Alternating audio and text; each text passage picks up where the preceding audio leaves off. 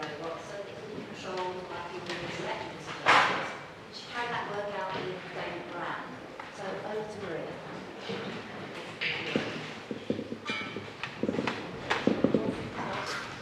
That's not working.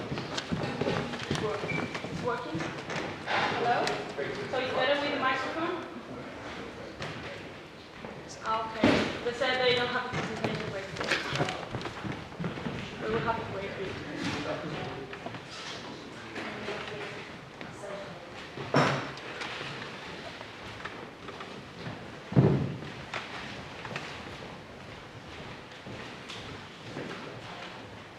So it seems that it's as Penny said, I'm Maria, and I'm going to present the work I did this year and last year here in Nottingham, and it's a paper we titled Remote Operation of Robots via Mobile Devices to Help People with Intellectual Disabilities. Here you can see the table of contents of the presentation. First, I will make a brief introduction to some key points that we should know to understand the presentation. We will go through the goals, the functionalities of the proposed system, the evolution of the development, the results, and the future work suggestions. We'll finish with a conclusion.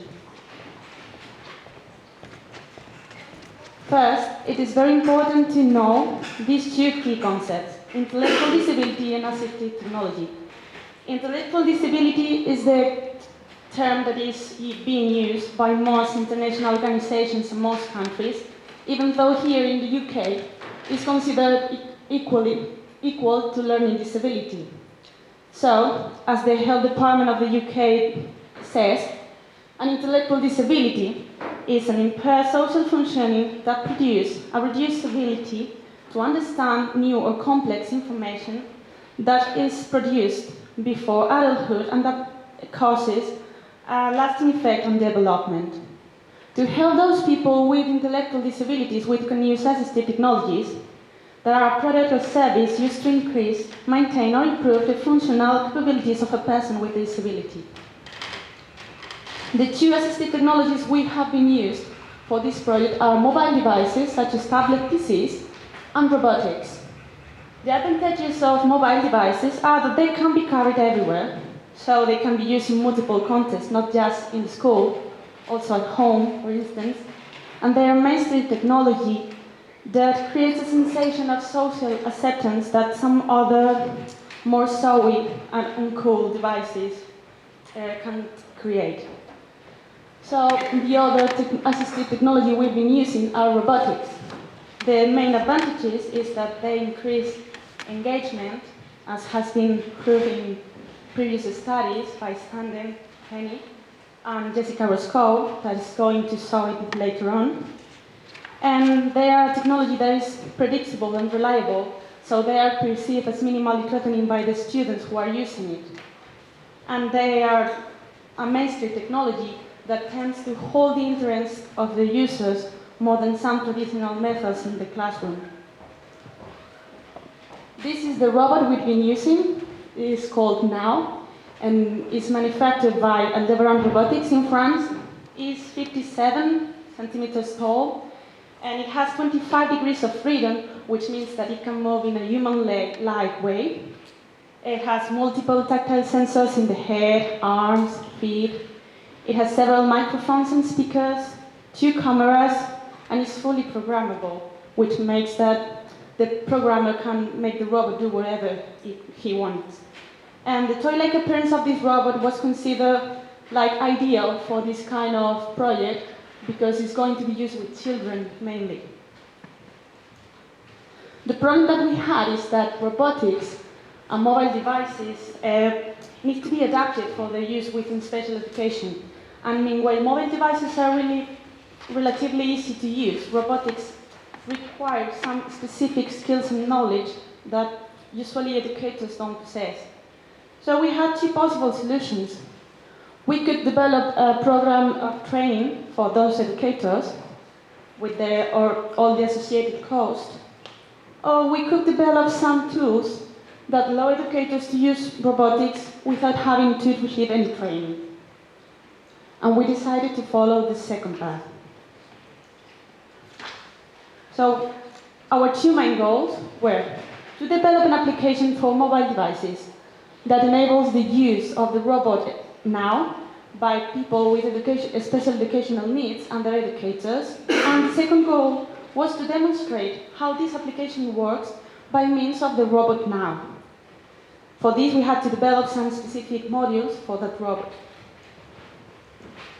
Here you can see an overview of the system. We have on one way the application and on the other way the robot. And the users can interact with both, with the application on the mobile device, a tablet PC, and with the robot, and they will communicate. So if we go to the main functionalities, on the part of the robot, we have the tethering mode and stop the robot. Tethering mode allows the user to use the robot without having to use any cable or any external Wi-Fi connection. So the robot creates its own connection, its own network, and once you connect from the tablet to it, you're ready to go. For this, when you turn it on, the robot asks you to press one of the sensors in its head, so it's enabled an access point via Wi-Fi or Bluetooth. And stop the robot, you can stop the robot by pressing one of the bumpers in the right foot of the robot, so it can halt the behavior that is running at that time. It's very useful when you accidentally launch a behavior or when you want to stop without switching off the robot. Here you can see a video showing these two functionalities.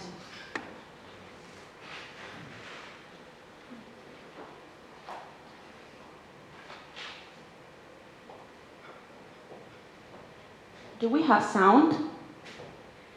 Please.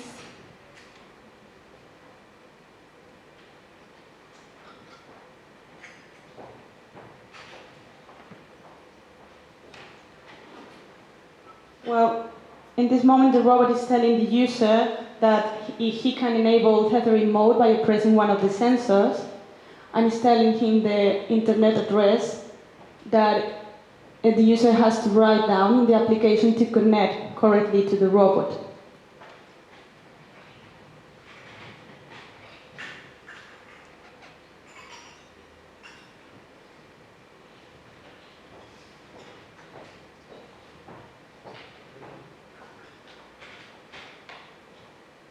Well, I see they are having some problems with the video. So while I will continue explaining, if the video doesn't work properly, you will be able to see afterwards in the exhibition room how the robots work. The robot can also talk, can work, and can change posters. It can talk and say whatever the user types on screen, for now in English and Spanish. So in this video, the robot could stand up and say, "How are you?" that was written. It can fall down, but it recovers, and up to 3 times it tries again. Well, unfortunately the sound is not working, so we cannot listen to the video. Hello, how are you? Well, nice working, so great. And it can also work using just the play buttons on the screen. We can also change the distance that the robot will walk, as well as the angle that it will turn.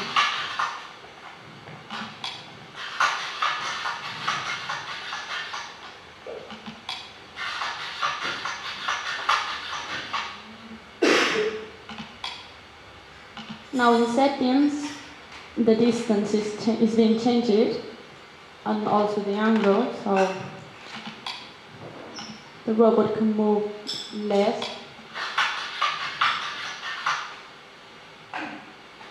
And we can also make it change posters from a set of 6 posters for now.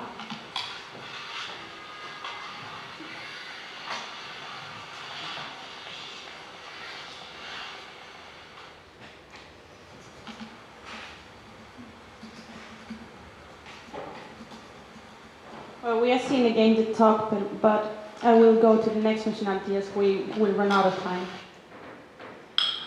The next activity is dancing music. The robot can dance to the rhythm of several well-known songs. And it can also teach the movements of dances.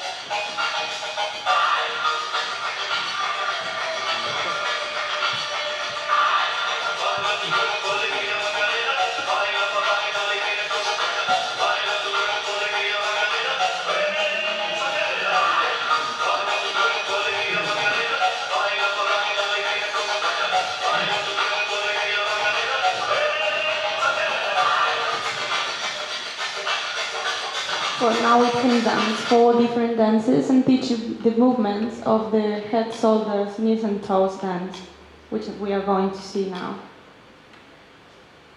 We can see some help showing what is done in this activity. I'm going to show you how to dance the first part of my shoulders, knees and toes. Just try to follow my movements. First, you have to touch your head like this. Alright. Next, you have to touch your shoulders like this. Perfect. Now let's touch our knees. Follow me. Great. And finally, you have to touch your The toes. dance has been divided in 2 parts, so Fantastic. you can teach Now, the dance the to the dance students will look using like the this. robot, playing the 2 different parts, Shoulders. and then after they learn Knees. the dance, And you can toes. play the full dance with But this is music just so the they can first play part. along with the robot. Let's learn the second one.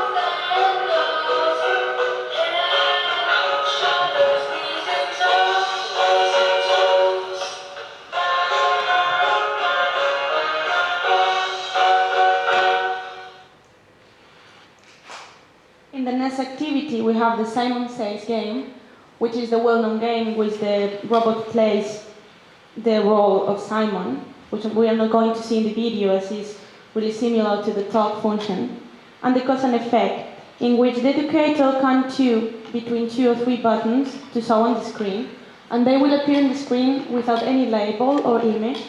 So the educator can see if the student understands the cause and effect concept, and he doesn't push random buttons. We can also enable children mode, so the necessary elements that are removed from the screen, and they can just interact with the button. They don't get distracted with the header or settings button. They can just use the main buttons.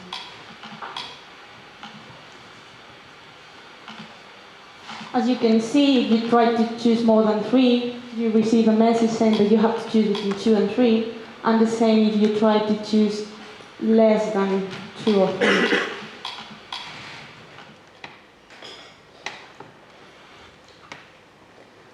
The next activity is questions and answers, in which the educator can type a question on screen, type 3 possible answers, and set which one is going to be the right answer. So we will have on the screen the question with 3 buttons corresponding to that answers, and the student will be able to answer the question by pressing one of the buttons. We can also enable speech recognition mode for this activity, so the student can talk directly to the robot instead of pressing the button, saying the answer out loud.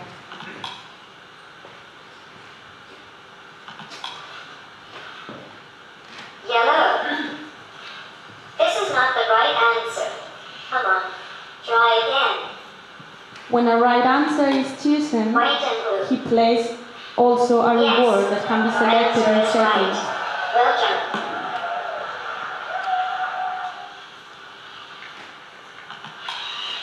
Oppa Gangnam Style.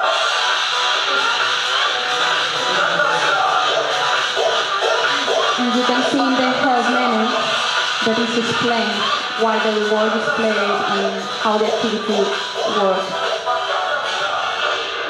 We see that it's the Gangnam Style reward chosen. What color am I? 1. Orange and red. 2. White and blue. 3. Yellow. Yellow. This is not the right answer. Come on. Try again. White and blue. I have understood white and blue. Yes.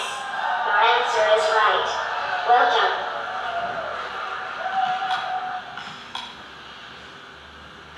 Now there's no reward chosen, so the robot is not playing any reward. And the last activity is about giving orders to the robot. You can make the robot react to a sound, like a clap. I am listening. Oh, I've heard something.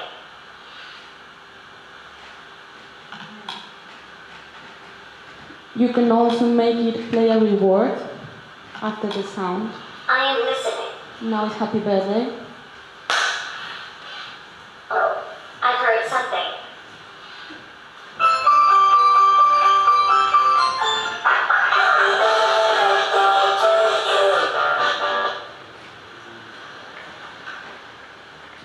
We can make the robot react also to button presses on the screen. In this case, it's really similar to the cause and effect activity, but we have an image and a label on each button. The educator can choose among the options. So the student will see on screen the buttons with a label and an image.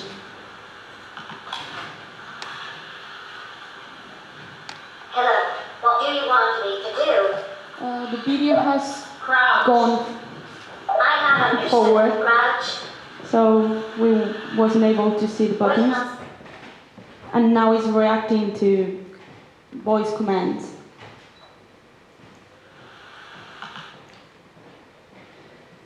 So we have also, of course, a settings screen.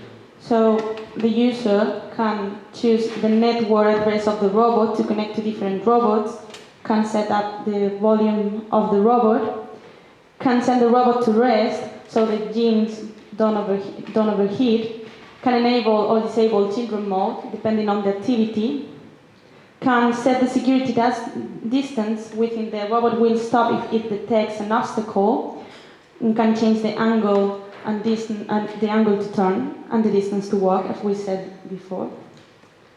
We can also choose a reward depending on the activity in which we have a right or wrong answer. When the right answer is chosen, the reward is going to be played. We can enable or disable speech recognition depending on the activity, change the sensibility of the sound recognition system, so the sound required has to be louder or not, depending on the value. And we can also change the confidence of the speech recognition system, so our pronunciation would have to be more accurate if we want the robot to recognize the command. We also have help minutes for every screen, so in every activity the user can see what can be done and which settings can be changed. These are examples of the screens using children mode without hidden distractions. And about the development of the project, it was a co-design and testing of the system by the developer, myself, and educators and students from the Oakfield School in Nottingham. So it was necessary to schedule several meetings with those educators to know the requirements for this application. And several prototypes were produced before we got a final version. Those prototypes were also improved, taking into account the suggestions of those teachers. About the results, We had a meeting with the teachers in which we used the Think Aloud protocol, and also we gave them a questionnaire to 7 of them. So they had to give a value between 0 and 5 to aspects such as the design, implemented behaviors, etc. The mean was over 4 for all the questions, so that means that we have a high degree of satisfaction with the application and the system, and we have a low standard deviation, which means that it was a high degree of agreement among the teachers. So the main goals for the project were accomplished, and overall the system facilitates the integration of robotics in classrooms for people with special educational needs. It's consistent, clear, offers an adequate set of behaviors, and is robust and tolerant to errors. Also, some future work can be done. About the future work, this application is going to be used within the context of the EduRob project, an European project that aims to explore the use of robotics within special education, and is part of the lifelong learning program of the European Commission. The future improvements that the teachers suggested include more dances and animations, activities using Makaton symbols that are symbols that are very used in special education schools, adding user profiles for each child, translation to several languages to be able to use it in different countries, make the robot mimic daily activities, create and add support for creation of new animations within the application, so the teachers could create their own animations, add compatibility with physical devices like micro-switches, and support for more platforms like different manufacturers of tablet PCs or robots. So in conclusion, we have that the use of mainstream technologies in the classroom of school for students with special educational needs is of great help. That is an emerging field in which it has been proved by previous studies that the engagement using a robot is higher than using some traditional methods. And it's very important to help teachers to integrate these new technologies in the classroom, as they usually can't do it on their own. So that's all. Thank you for your attention. And if you have any questions,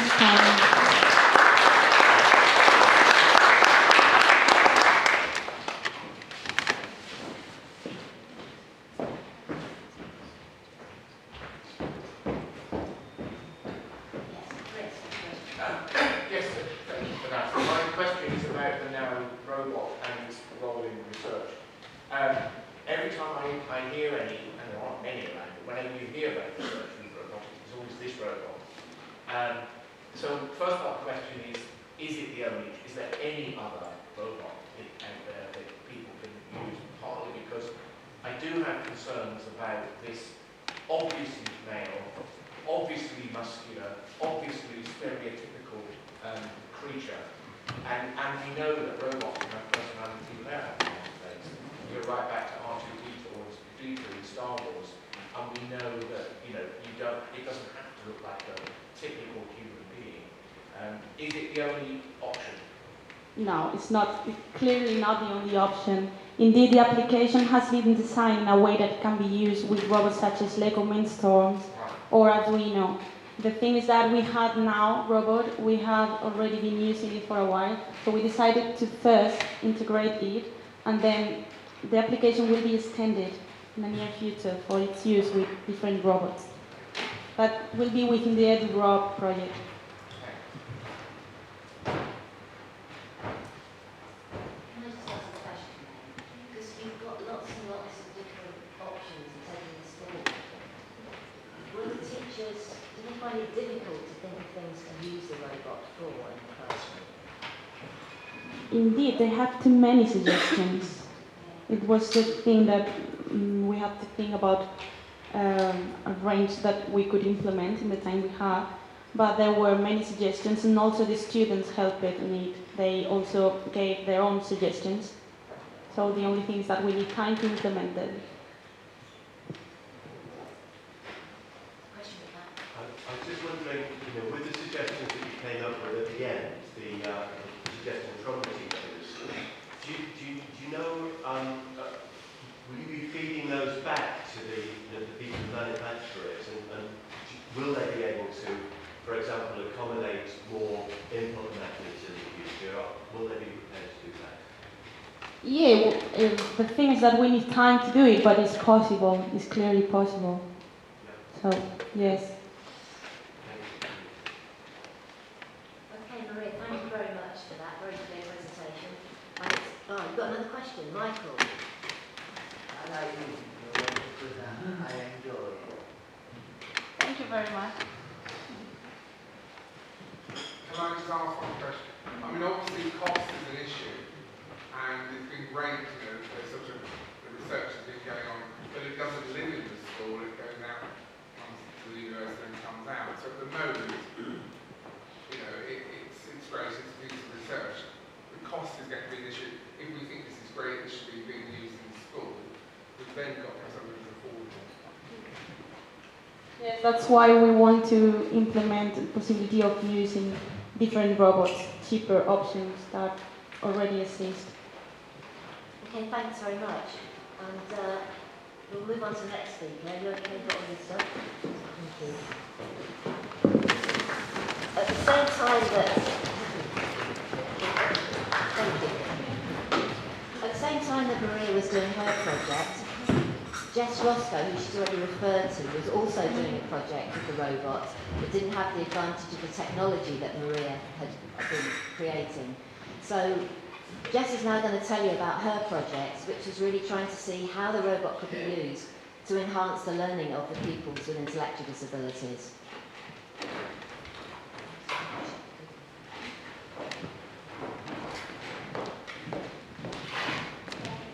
So as Penny said, my sort of research was a little bit before Maria, so I didn't have the opportunity to use her technology, which was really nice.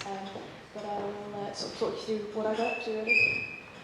So if we start with the rationale for the study, learning disabilities affect sort of 1 to 2% of the population, but if you look at school-age children, then it's a figure that's more like 20%.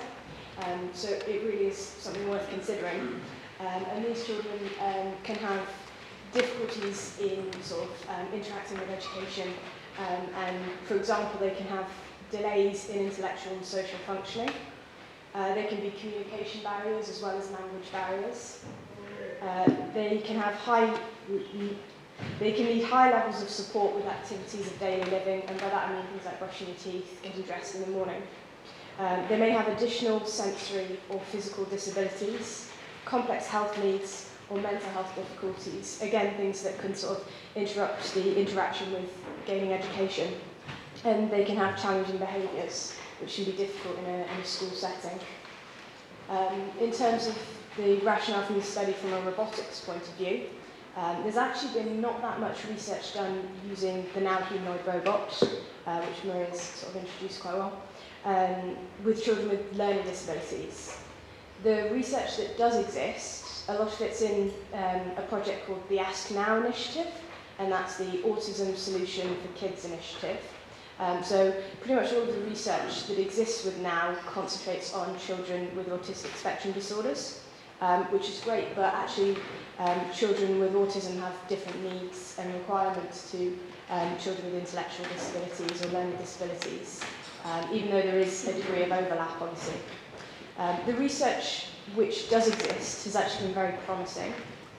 So, for example, this quote's from, I believe, Shamsuddin et al., who works with robots and autistic children, and has suggested that robots have the ability to suppress a child's autistic behaviour.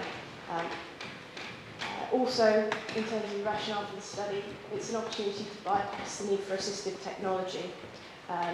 So you've got a robot that's not specifically designed for children with learning disabilities, and also can be used with other devices that aren't specifically designed, things like PlayStation remotes, tablets, computers, as well as microswitches and things. And I think robots have also really captured the public imagination. So here's a couple of examples. You've got Asimo, which is Honda's robot. And if you've heard of it, you might know that actually it's been suggested as a companion for people with dementia. So it's kind of walking, talking, you can interact with it. I believe it's a bit bigger than now, actually. And then the other end of the spectrum, you've got Lego Mindstorms. So this is an educational sort of kit that you might have in a school, whereby children can build a robot and program it. So it's a good exercise in not just robotics, but also teamwork and communication skills. We've already sort of had quite a nice introduction about what now is, and we've got the robots here. But it's obviously a humanoid robot with cameras on its face, and actually when you're working with the computer, and now you can see as if you were seeing through Now's eyes, which I found quite useful. It's got some speakers where its ears are, so you can play music, it can talk to you, and it has different language settings. And obviously it's highly mobile. And the pictures on the left here are pictures from the Robo Cup a few years back. Now is actually the robot of choice for this robotics sort of World Cup type thing. In terms of my actual research, so starting from the beginning, I started with a demo for teachers in special school for children with learning disabilities. So introduce the robot to teachers that might potentially be interested in getting involved, showed them what Now was capable of, things like playing football, a few demos of songs and dances. After that, any teachers who were interested and thought they might have some pupils that might benefit from working with Now, I had a one-to-one interview with each of these sort of members of staff to discuss which people they thought would be appropriate, and also an overarching goal for that pupil. So what did the teachers want the robot to do? It varied from pupil to pupil. So some teachers wanted the robot to give commands to that particular pupil. For example, the robot could ask the pupil to pick up a ball and pass it to their teacher or something like that, and then encourage or reward them. So it could set in specific sort of phrases that the robot could say, and I could prompt with the computer. Alternatively, the robot could produce a behaviour that actually acted as a reward. So for example, if you had a pupil who you were encouraging to use the microswitches to interact with the robot, if they did so correctly, then the robot would then sing or dance or perhaps play football. And if they perhaps didn't, for example, if you were asking people to use the left hand to trigger the microswitch and they actually used the right, then Now could then be triggered by myself on the computer to encourage them to use their left hand. Next came the classroom engagement profile, which I'll talk a little bit about later. Is basically I sat down before any of the students had met Now. I sat down in a classroom with them and assessed under 7 sort of free text headings how those pupils show engagement, so that I'd be able to use a scale by the SSA Trust to sort of quantify the amount of how engaged they were. Then there was the programming with lots of help from Nottingham University, because I'm not very good at programming, but it involved a lot of work with Choreograph and Python, and there were a lot of code available online already, things like Seeing the Robot Dance Gangnam Style, that was freely available. And then there was an initial session, so each pupil would get to meet the robot and have sort of a miniature session, going through their goals and checking all the logistics and that everything actually worked before the Christmas holidays. And the initial sessions brought up problems like, for example, if you fiddled about with the video camera that was recording the session during the session, then it could be distracting. So that taught me not to touch it during the 4 video recorded sessions that were after Christmas. So 4 video recorded sessions just worked through the students' goals using the Now robot. And then there was video analysis. In terms of the participants, had a wide variety of different learning disabilities, different ages. I think the youngest was 3 years old. But there were 11 students, and they had varying degrees of learning disabilities. And in terms of their academic levels for English, maths, science, and computer technology, they range from P Stage 1 to Level 3 of the national curriculum. So just below level 1 of the national curriculum, you've got P Stage 1 to P Stage 8. And it just so happened there were 9 male and 2 female students. And that's just all the students were picked by the teachers who believed that they would benefit from them, and the only exclusion criteria was parental consent. So in each session, there would be an overarching goal, which was sort of set and discussed with me by the teacher or member of staff. And then the robot would be used as encouragement or rewards, and that would be individual to each student. So one example, in this particular student, the goal was to encourage the participant to interact with technology and interact with the robot using microswitches and to make choices. So I think in total we had 4 microswitches for the student. And now would encourage this interaction by dancing to a participant's chosen song. So whatever microswitch they pressed, then that would be the song that now would play. And I think at times we incorporated some physiotherapy exercises, making sure that the participants stretch their arm up to their ear before they press the switches. So in a second I'll just show you a video. So this is one of the participants who was using micro switches to interact with the robot. Unfortunately, you can just see the robot will stand up sort of at the bottom of the screen. So in this video, I'm introducing a new microswitch, a new song for that week to the participant. And as you can see, she really enjoys sort of singing and dancing along to now. And I think it shows quite nicely just how engaged some students can be. So if we could play the video. Shall I show you the first one? Right, you can tell me if you like it. You can press the switch. Ah, fantastic. So we'll see what he sings.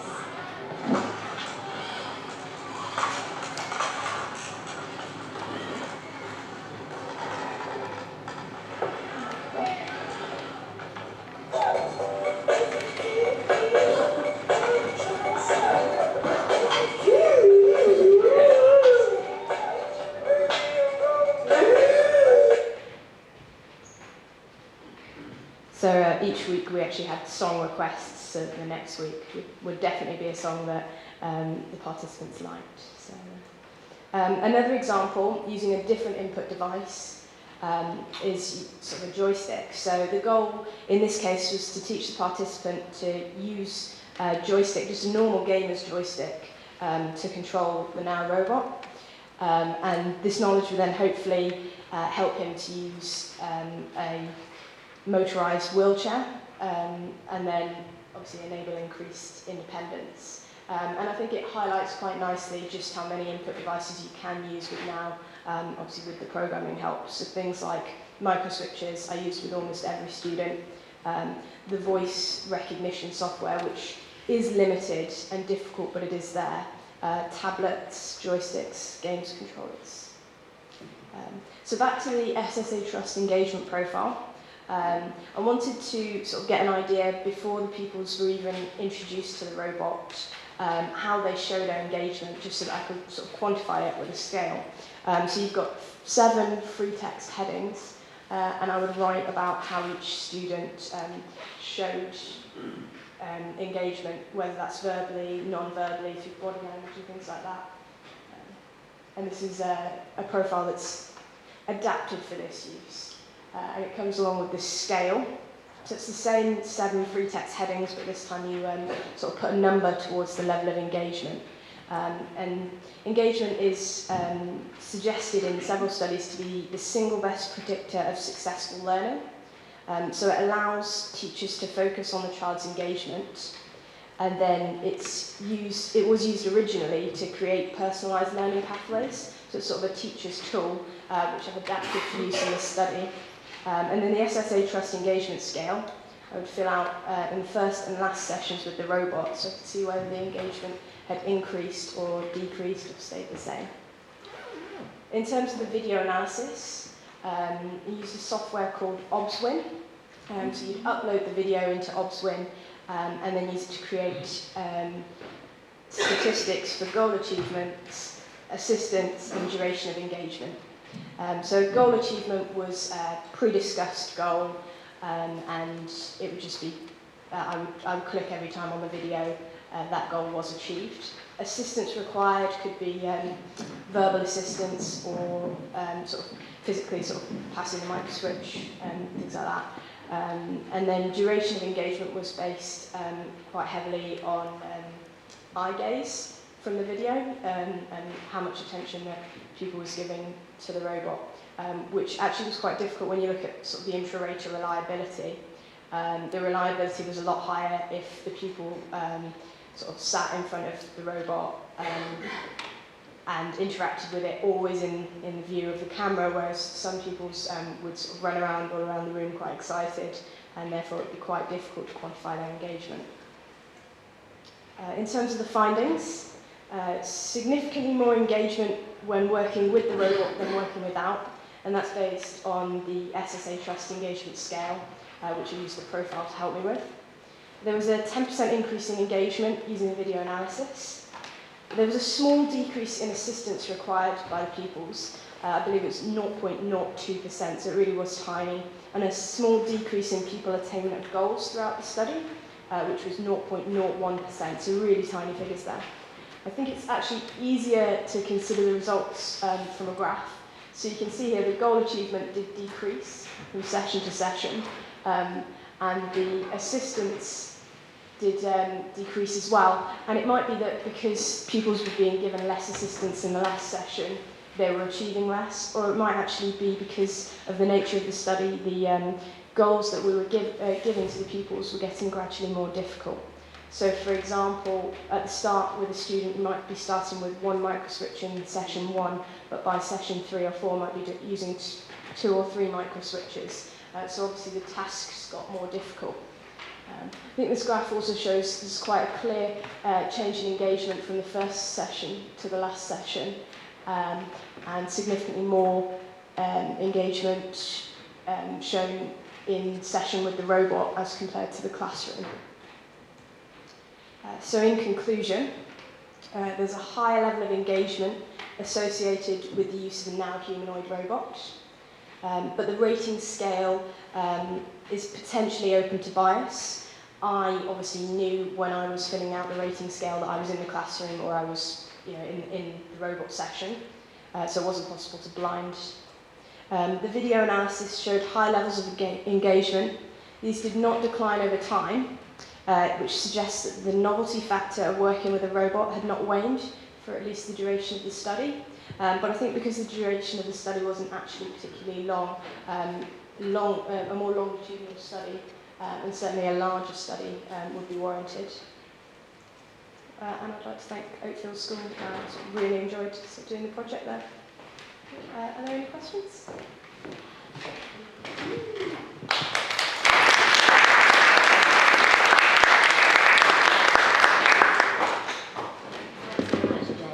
Thanks for finishing so promptly. That does give us some time for questions, so please have some questions for Jess. Yeah, I suppose we also ought to credit, of course, yeah, Celeste, who's sitting over here, who's our staff from the video that we showed in the presentation.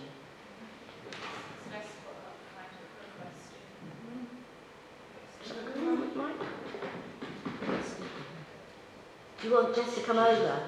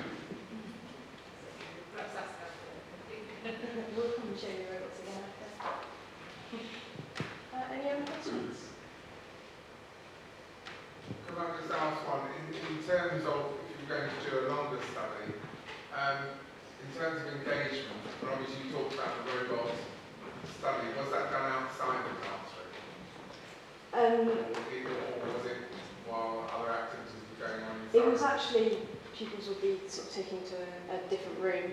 I think it would be really interesting to do a study where the robot was used sort of in the classroom with all the pupils in the classroom, because obviously pupils behave differently when they're taken into a different setting and they're on their own, or sort of, you know, one-on-one is obviously more beneficial.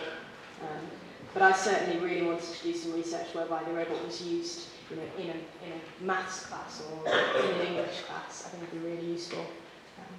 But I think David's point is about the control for it. Okay. That there were so many things that differed between the robot sessions and the sessions you did in the classroom, that it's difficult to know how much is attributable to the robot and how much is attributable to other changes. But, or just having that one-to-one attention. Yeah. You know, so that would be the next stage, I suppose. Well, that's a coincidence, really, because TAC, who's sitting in that third row, is actually doing something on that at this very moment. Well, not now, because he's got a day off to come here. Yes, you had another question. Oh, yes, no, then Chris, I said, yeah. I just want to talk a bit about, ask a question about the engagement scale. Because one of the things that is interesting to look at is different engagement scales. Now, I'm not familiar with this one. I guess is it a set of questions or behaviours, and how easy is it to use in this environment? I found it very easy to use, actually. There's actually two designs for the SSA Trust one for just a general use and one specifically with headings for children with learning disabilities. So it is slightly adapted, and certainly it was very self-explanatory. Sort of, you print it out and there's a pack and there's a couple of examples, and it just kind of asks you a question. So I'll just say something about it.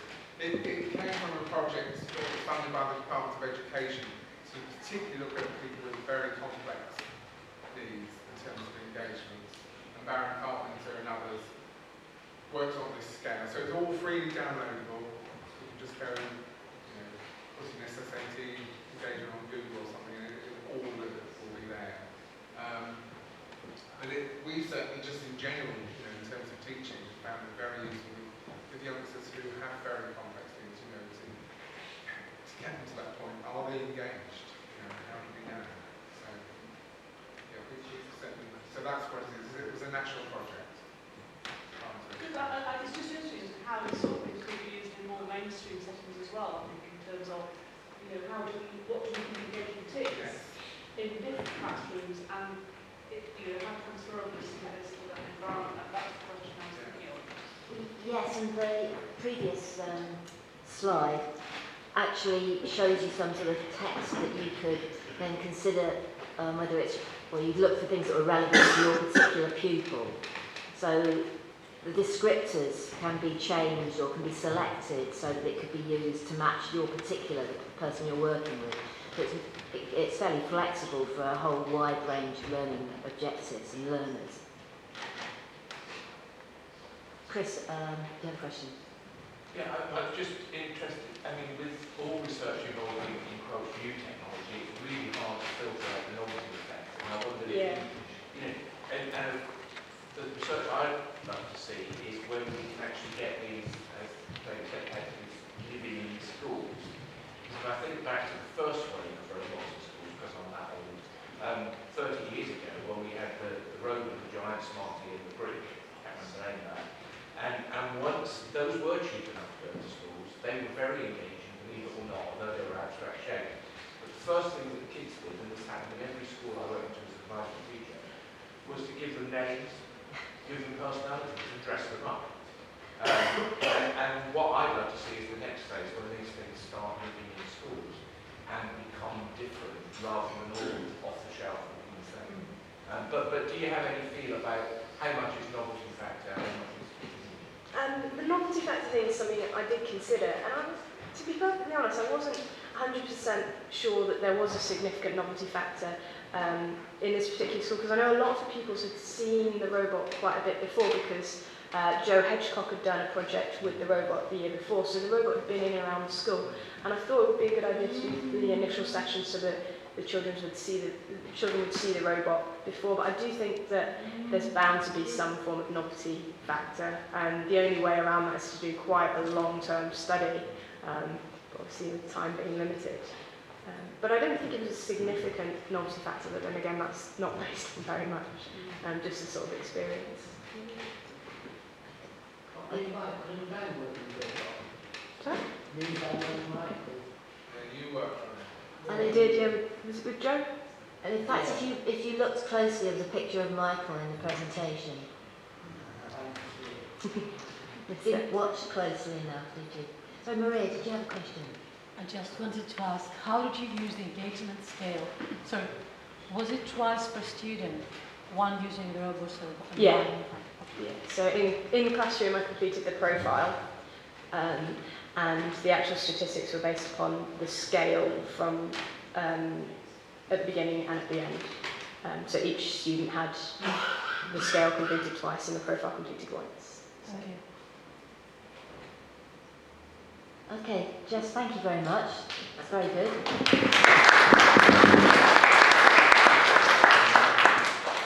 We've just got a small break while we change over the computers so the next workshop can go ahead and use their own laptop.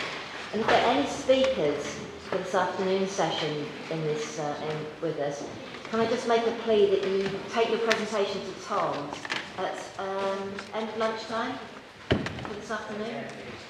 Yeah, so as soon as possible. Don't wait for the breaks because he needs to actually make sure they're all loaded up in time for your presentation.